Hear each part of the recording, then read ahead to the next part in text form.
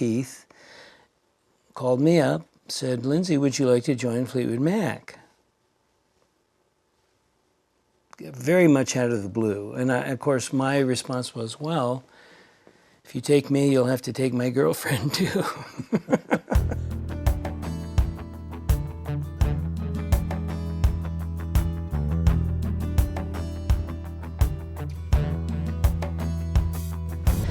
Tell me how you first met Stevie Nicks. When I was a junior in high school up in Northern California, she transferred into my high school as a senior.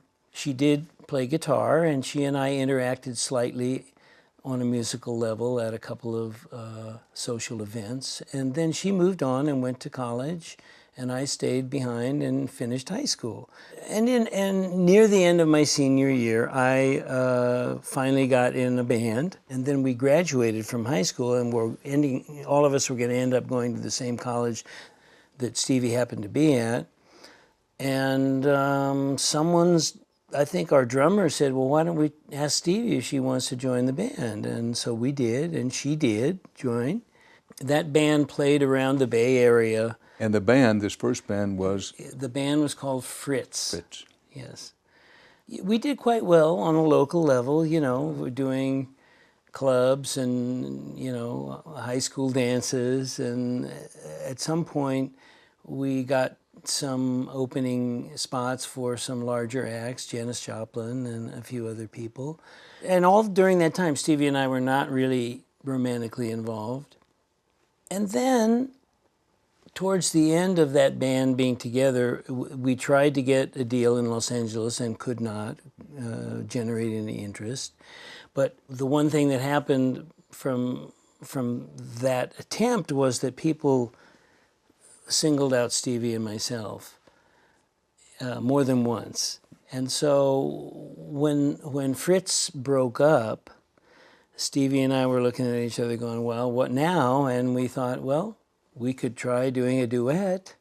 And so at that point, we actually did get romantically involved, and we got musically involved as a duet and worked up in Northern California for a year or so on. I'd never written a song, you know. She wrote, but I didn't. So I said, well, I guess I better try to write. And so we wrote some material and eventually got a deal down in Los Angeles on Polydor and made that one album, Buckingham Nicks album. Not a bad phase. No. I mean, you know, that album holds up pretty well. It did not do well commercially, but it certainly was noticed. And more importantly, it was noticed by Mick Fleetwood. So, that's the next step. Tell me how you came together with Fleetwood Mac.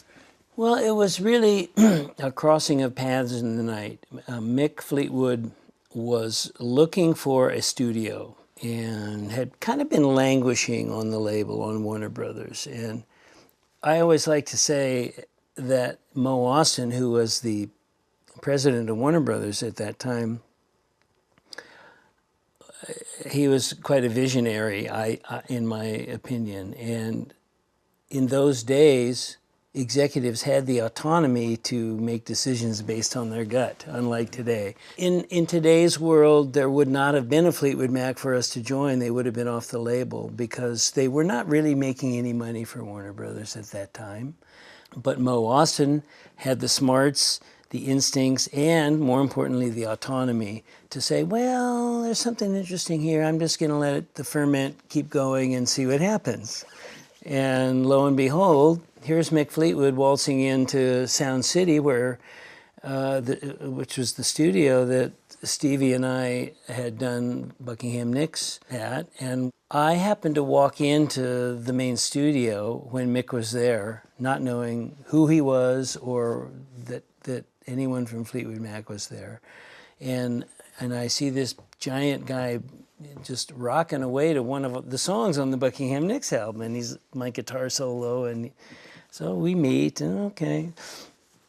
Well, a couple of weeks later, Fleetwood Mac's guitarist, Bob Welch, decided he was going to leave the group. So Mick, being a very intuitive guy himself, had been so impressed by my playing, as the story goes anyway, that he sought me out through Keith, called me up, said, "Lindsey, would you like to join Fleetwood Mac?" Very much out of the blue. And of course, my response was, "Well, if you take me, you'll have to take my girlfriend too."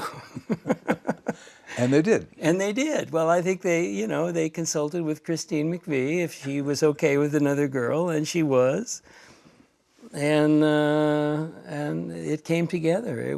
But it was such a fortuitous thing that could have just as easily never happened.